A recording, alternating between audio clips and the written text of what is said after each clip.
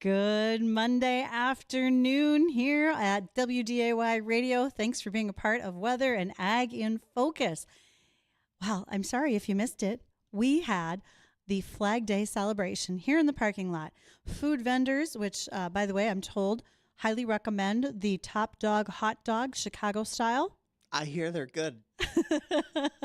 So making sure that everybody's getting fed in the neighborhood, you might say. It was free lunch for all of those who are emergency responders. In fact, they are such good emergency responders. Some of them literally had to run to their fire truck and take off.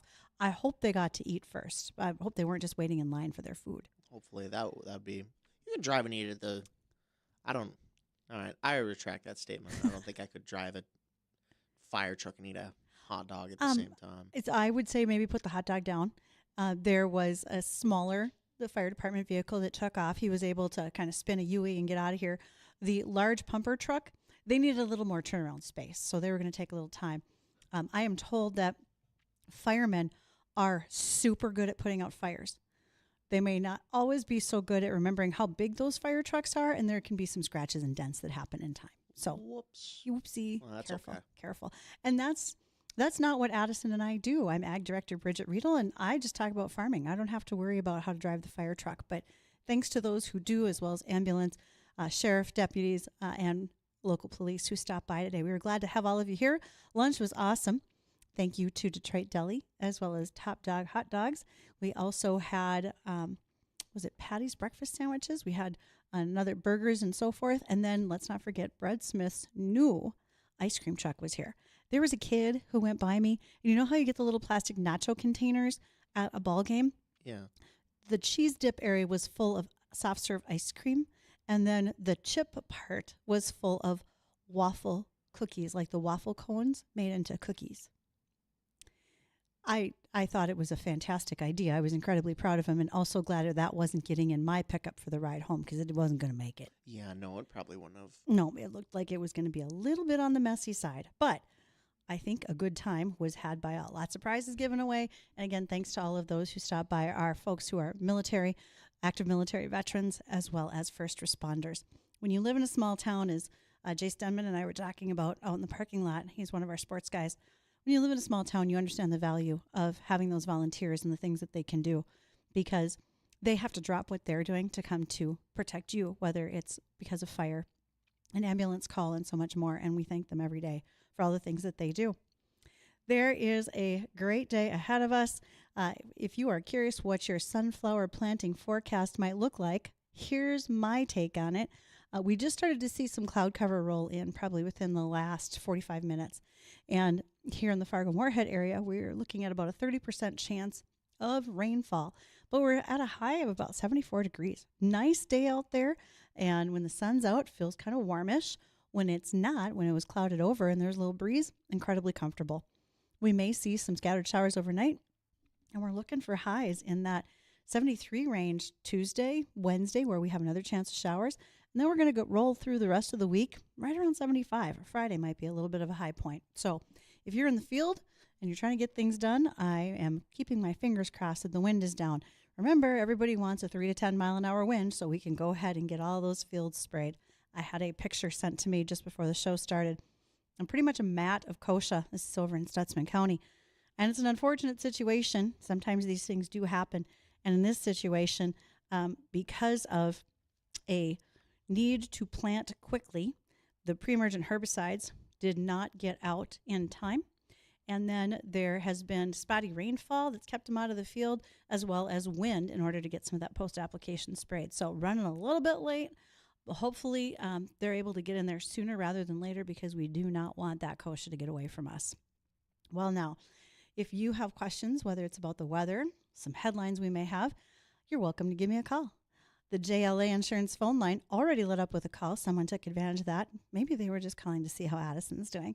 And they do that at 701-293-9000. We are so happy to have you join us with whatever your questions and comments may be. You can send me emails, ag@flagfamily.com as well. I'll keep my email inbox open. And you'll be able to watch us on the Lighthouse Commodities live stream. It's just like watching TV, Facebook, YouTube, and then as well as Acres TV. On Acres TV, if you're not familiar, is the social media platform brought to us by Ag PhD Media. It's a little bit like watching the Netflix of agriculture, channels of all sorts of information for you to take a look at. Thrilled to have you all be a part of that. A couple of updates, things that are going on in the neighborhood, you might say. Steffes Auctions is having a big sale. This will be on June 17th. So if today's the 15th, it's coming up on Wednesday. This is the Seeley Farms Retirement Auction in Regan. It will be a live on-site auction as well as online. Starts at 9 a.m. Great lineup of excellent late model equipment, hopper bins, trucks, trailers, and so much more. Go check them out at thesteffesgroup.com. Also, this Thursday on June. Oh, it's only June. Let's not go to July. I don't need July yet. I just need June. There is, in fact, a big deals auction for you. Coles Resort on Big Turtle Lake, which is 12 miles north of Bemidji. It's a $1,500 value. This auction's going on from 7 a.m. to 5 p.m. here on our WDAY RadioNow.com website. You can buy this $1,500 value at a lower price, potentially. Indoor swimming pool, fish Big Turtle Lake right in front of your cabin. There are 30 minutes to 30 different lakes for fishing. An arcade, they are dog friendly, and they happen to have the Liars Lounge. Sounds like a good idea to me. So you want to check that out as well. And I thought it was interesting to note that there is an up and coming farm consignment sale, and this will be July 9th down in Penfield, Illinois. It's actually Historic Farm Days consignment auction, and it's all antique tractors, gas engines, and muscle tractors. If you have an interest in looking at some of that, again, you can always drop me an email, ag@flagfamily.com. I'll get the link for you. That's put on by Kerr Auction, Kerr auction.com. Okay, last one. Things for you to know and update. Write this down. Ready to feel amazing every day? Because who doesn't want to? Personally, you can all tell I'm a little stuffed up. I'd rather feel amazing. And you can do that when you go to the hot tub and sauna store in West Fargo. Look at their Caldera spas. Hot tubs built for pure comfort, efficient energy use, which we all want to see on our energy bills, and easy saltwater maintenance. You can come home every day and soak your troubles away. Remember that old commercial, Calgon, Take Me Away? You could be doing it with your own spa. And for serious health benefits, step into the Finlow sauna. You can drain, detox, and truly relax right at home. They're next to Costco out in West Fargo. I would tell you to go when the traffic's down at Costco, which is the first of never, so just be safe out there when you're driving. Good luck getting there from here, you might say. All right. Couple of headlines to get into. We want to talk about the fact that with the Farm Rescue locally, they have named a new executive director. For those of you familiar, Farm Rescue, based right here in North Dakota, started by North Dakota native Bill Gross from Jamestown. And Farm Rescue gives a helping hand when farmers may be sick or injured. And there's planting, haying, as well as harvesting to be done, and so much more. Their new executive director is fifth-generation Nebraska farmer Sherry Rogers Fiddler, and she was recently selected to fill that leadership position. One of her goals is to help further strengthen relationships with the organization's volunteers and also to look at helping more farm families in a wider area. Since 2025, in just 21 short years, Farm Rescue as a nonprofit has helped more than 1,300 families from across the region in 11 different states. And the need isn't slowing down. There's always a growing need for assistance, and some of the most recent leadership has shown that this organization has been there for people in situations where there was a death in the family, injury due to a farm accident or other illness diagnoses such as cancer, and they have been able to step on in with volunteers and equipment to make sure that things get done in a timely fashion and the farm keeps operating. So thank you to Farm Rescue, and welcome to their new executive director, Sherry Fiddler. All right. Also, as Minnesota approaches the heart of the 2026 growing season, a reminder, Minnesota Department of Ag is telling you that your licensed and certified applicators that you need a state-specific dicamba restriction training for over-the-top treatments in dicamba-tolerant soybeans. The restrictions are designed to help reduce off-target movement, protect neighboring crops in sensitive areas. If you are going to be spraying Ingenia, Tavium, or Striax from Bayer, these are registered for use with dicamba-tolerant soybeans in Minnesota for the year. All three products carry mandatory Minnesota-specific restrictions in addition to your federal label restrictions. And so as you are approaching spray season, and some of you are definitely in the thick of it, you're going to want to make sure to take care of these Minnesota licensing restrictions and take care of those within the state before you're doing applying. All right. Remember that the cutoff dates in Minnesota, if you are south of I-94, you can no longer apply after June 12th. We're past it. North of I-94, you still have the opportunity to go to June 30th. So look for that requirement, which has been out there for a couple of years now. All right. After we pick up the livestock market update from the American Ag Network, we have the opportunity to talk with the Minnesota Ag in the Classroom Teacher of the Year. That's Marie Kruse. And I look forward to visiting with Marie, sharing her tips and tricks of how things work in the classroom when she's sharing the great story of agriculture. We'll do that when we return.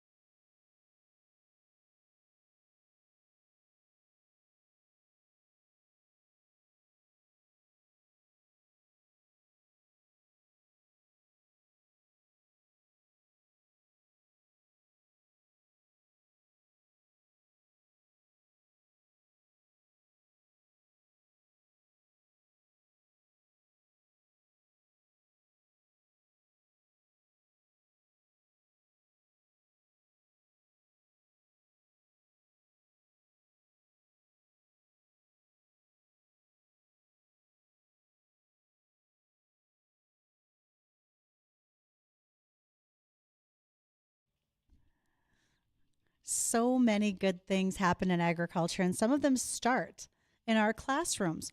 Personally, I love going into fourth grade rooms because those kids are so inquisitive. They're at the right stage where they like to ask questions, they're willing to pay attention, and they haven't decided how much attitude they have yet. Well, we're going to visit next with the Minnesota Ag in the Classroom Teacher of the Year, Marie Kruse, because Marie has to see it every single day, and she makes sure that that attitude is met with nothing but fun and positivity about agriculture. Marie, did I get it right? Is it Krause? It's Kruse. Kruse, okay. But thank you. All right. Where do you teach? Tell us more about what you do in Minnesota. Well, thanks for having me, Bridgette. I am from Lake City, Minnesota, and I teach kindergarten here in the classroom. I've been teaching for a little over 20 years, so it's very enjoyable.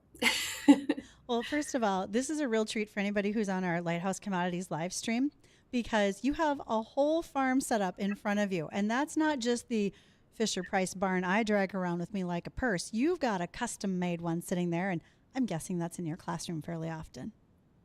Yes. So we start with the barn in the fall and learn about the different animals and the different plants and things like that that can go with it. And then we have been adding on and adding on to get it all the way from the farm to the table. So now, they're making the wheat into bread, and they're buying the bread at the grocery store, and then they're taking it to a little station that they have for their house, and they're making peanut butter and jelly. So it's really neat to see it progress throughout the year. Now, some would argue and say that kindergartners, they're too young to be talking about some of these concepts. I'm guessing they're not. Well, we still have a little bit of play in kindergarten. It's changed a lot over the years, but they have the kitchen where they can play, and they have building blocks and things like that. And I got to thinking, well, why aren't we bringing these farm toys and allowing that for kids to play with? Because the farm kids have the farm toys, but maybe not the kids from the city or farther generations away from the farm. So are you from a farm as well? So that was kind of the budding enthusiasm you brought to the classroom with you? Yes, I grew up on a farm in Fort Atkinson, Wisconsin. And with that family farm, then I was heavily involved in FFA and 4-H, things like that. And when I had the opportunity to join with the agriculture in the classroom, it's been a really neat thing that has evolved. And when I went away to college, it was, do I want to be a FFA advisor, an ag teacher for high school, or do I want to teach the littles and the littles with their drippy noses and snow boots that I have to help get on and fun. So, but it's really neat that I can bring this piece of it to the classroom as well. Hey, this snow boot thing is a lot easier versus those of us with bread bags on our feet and our moon boots, okay? I can guarantee it's an easier situation than what we faced once upon a time. Absolutely. Yeah. So let's talk about some of the things that you do specifically with your students. What gets them thinking about ag in the classroom, and just some of the ideas that you pose to them. Mm-hmm. I think that our science standards and different things that we have, where we introduce the parts of a plant, or working with apples and pumpkins, and we plant flowers with the high school agriculture department. It all stemmed from what am I already teaching that I can easily link into the agriculture piece. And because in the classroom, there's not enough time ever, it seems like. And you want to give them, time to play and explore, but also how can I link it to things that I'm already doing? And where do you start with some of the curriculum and resources that you use? Can you maybe share a little bit of like a lesson that you normally do at the start of the year and for kindergartners? Sure. So I would start with an agriculture-based book. Maybe it's about the different types of apples or about an apple orchard, and introduce it to them that way through literature. And then we would maybe do some different taste testing or size comparison things as well. And then we do have a field trip to an apple orchard as well. Ooh. Where they can look into that. In the springtime, after we've done the barn and we have a whole unit on farms through our literacy. And once we're done with that, then we have a farm field trip. And after that, we make homemade ice cream and homemade butter. And we do that with our sixth grade buddies that we have. So the sixth graders come down and they help the little kindergartners get their ice cream all put in the bag and shake it up. And it's really neat to watch it So evolve. hold on. I'm still the same height I was in the sixth grade, so I could be a sixth grade buddy. Pencil me in for those days. They sound like the perfect time for me to stop by. Absolutely. Welcome to visit anytime. And I'm sure the sixth graders are just as excited as the kindergartners at that point, and everybody's learning together. They really are. And even in the fall, I have them come down and they want to drive the little tractors and explain some of the vocabulary to the kids and things. So it's always good to have extra teachers around when we're that little. So Sometimes we still need them today. When when you think about where you've gotten some of your sources from, have you worked heavily with the Minnesota Ag in the Classroom program, or are you able to just find things very randomly on your own?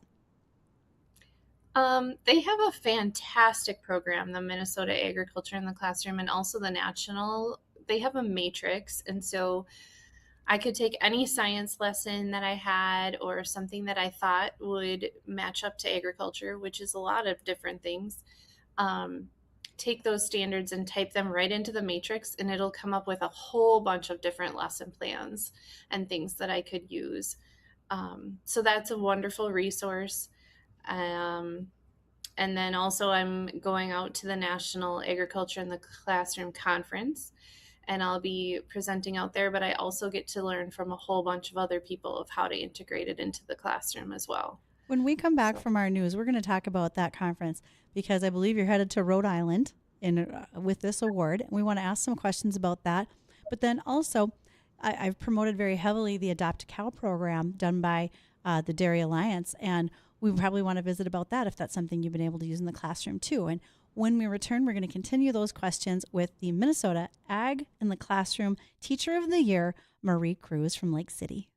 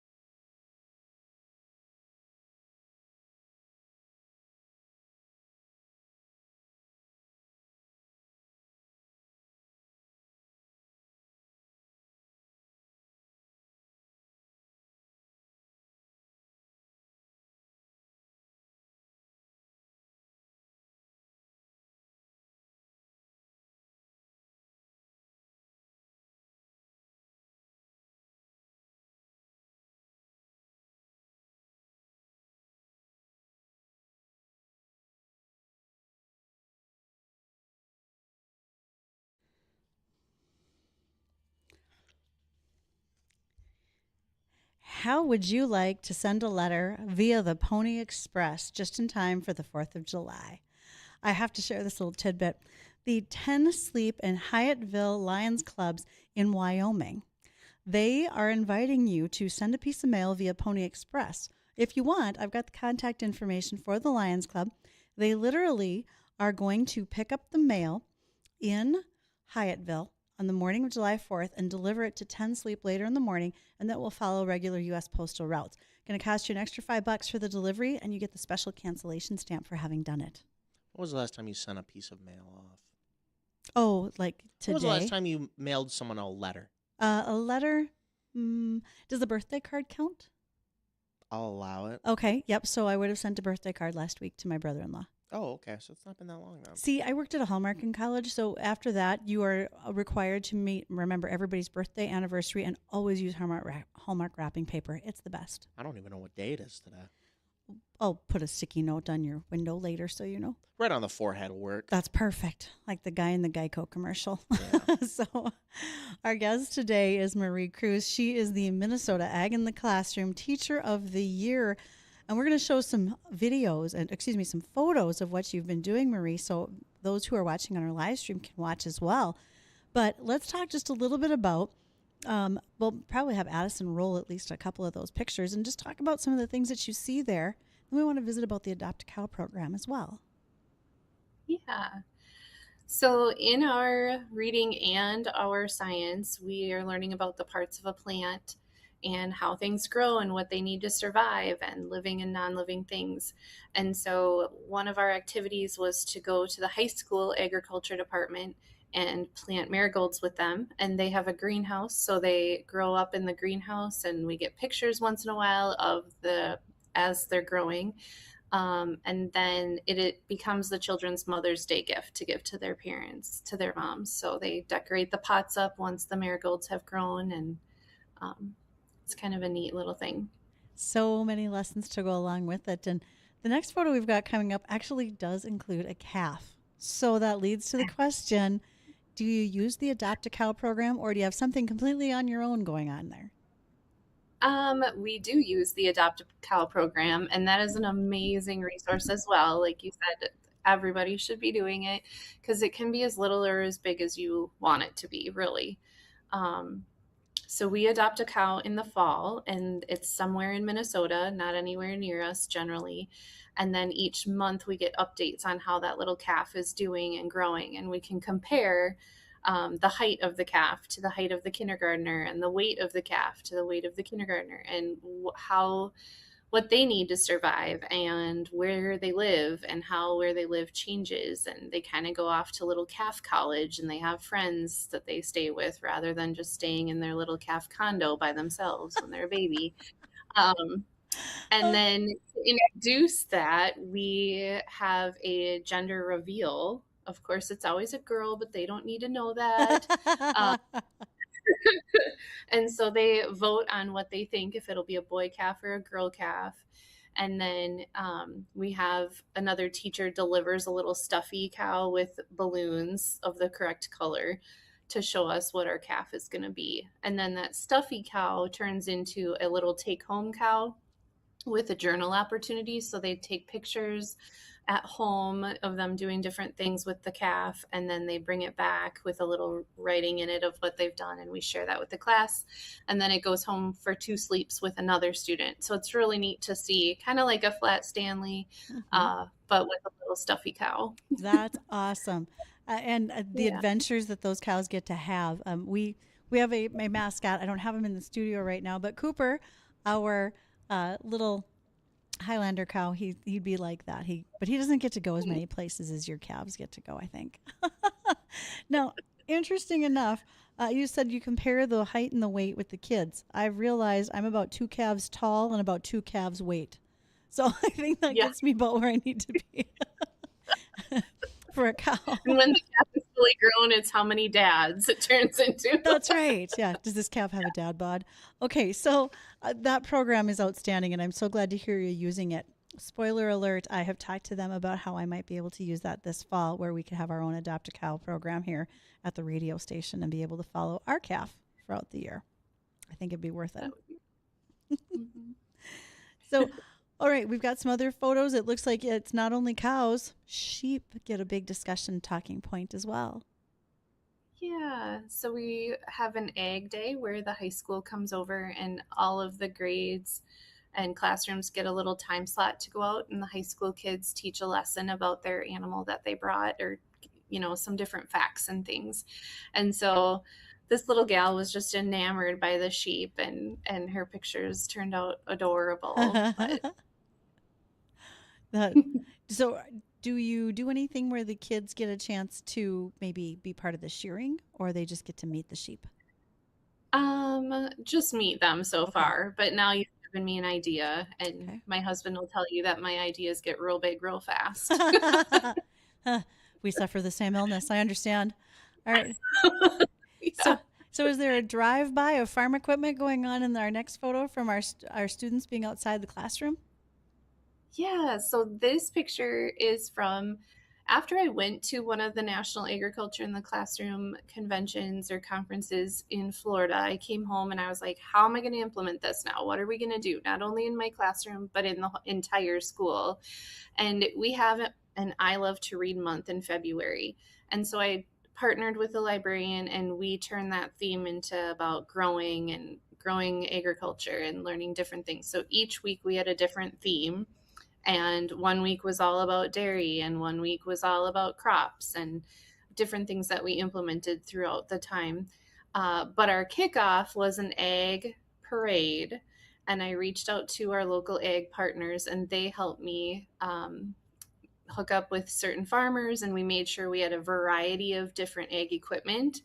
And so I don't know who enjoyed it more, the kids or the farmers, because we had little blow up chicken balloons and little signs that said, like, thank you, we appreciate you, from the kids side. And then from the agriculture side, they had little farm agriculture based books in their windows even, and they're all honking. And we just put it out there if anyone could join, and they staged out at a local church because there was a big parking lot there. And at the end of the school day, then the kids were all packed and ready to go home, but they got to enjoy this parade, and it was incredible. They Oh, they were jumping up and down and screaming and yelling and loving it. So, that's and then phenomenal. at the end of the month, then I went back through and we had taken a video of it, and I went back through and then narrated what each piece of equipment was and what it does for us. And so they got to watch that video back then at the end. And then to go back to the very beginning, I went to an implement dealership Hmm. and drove up in a tractor and then read a tractor book or a book about equipment and machinery for farming, just to give them a baseline to start off the month. And then we had this parade after that. So I think we can tell yeah. why you're Minnesota Ag in the Classroom Teacher of the Year for all of the work that you're doing to bring this to the kids and the excitement that they have. A couple more things that we've got. It looks like the kids are having a little bit of a party, and I would imagine that it maybe involved all sorts of food, and they knew where it came from. Absolutely. So I was able to fill out a grant and get some different scholarships and funding to get our little classroom farm that we have. And so the kids right there are immersed in that and just enjoying things. And I've said this other places, but my favorite thing is when they're in the little, like, I'm at home making things and they're making ice cream, and one of the little kids goes, "Oh no, we're out of ice cream. Someone needs to go to the farm and milk more cows." Like, yes, they're understanding it. It's coming together. That's phenomenal. They are connecting all those dots because, really, from a farm perspective, this is our next batch of consumers. And so it's the best thing we could possibly do is to help them be informed and excited about where their food comes from and how it's processed. This is wonderful stuff. Really appreciate this. Yeah. So, Marie, tell us a And little bit. Oh, go ahead. I was just going to say it's neat too for them to gain an understanding of how many people their food really has to pass through before it gets to them. So I like that part too. Well, here in North Dakota, 1 out of every 4 jobs is related to agriculture and food production. So, yeah, it's a big number. Now, Yeah. you're headed to Rhode Island for the National Ag in the Classroom Conference very soon. Tell us a little bit about that. Um, Yes. So because of this award, I am able to go out there and they are funding that for me to come out to the conference. But there are sessions and there's little field trips that they take us on where we get to see what agriculture looks like in a different area than ours. So I'm excited to see what agriculture might look like in Rhode Island. And I'm going to tour some flower farms while I'm out there. I'm hoping to bring that back and be able to do some little after school classes with maybe flower arranging or growing somehow. And I'm hoping with our staff to be able to do a staff appreciation piece where they get to build their own bouquet or something to that effect. But the conference itself, I am going to get to present while I'm there as well. So I have a session about how to have an I Love to Read month in your school or how to have a reading night that's all themed around agriculture. So a lot of great things that'll happen while I'm out there. That sounds phenomenal. And you really teed it up that there are so many different aspects of agriculture. You're going to see some cut flower farms. I would think about Rhode Island. Poultry comes to mind, as well as fruit and veggie production. But that shows as well what we do in this region and the variety we have. Just this week, I'll have guests coming up who are going to be here talking about folk from the perspective of a livestock vet, interns in precision agronomy, a turf farm from Missouri, and then we're also going to be talking about ag commodities, and we're going to round out the week talking about biological control for pests in crops. So, Marie, you have lots to share with students, and I am so excited to see that this continues. And thank you for all you do to bring this delight and the joy to the kids. Absolutely. Thank you for having me. Our kids need to understand where their food and clothes come from, and this has been just a blessing to be able to share it with everybody. Oh, I agree. I couldn't support you more, and please let me know if I can in other ways as well. So, for those who are listening, take your cues from Marie. Get on in there and make sure that you are supporting kids in the classroom. Volunteer, whether it's with 4-H, whether it's with the elementary school students close to you. Let them know what you know about agriculture. And we're going to talk more about those headlines that you should know, and we'll check on the weather when we return.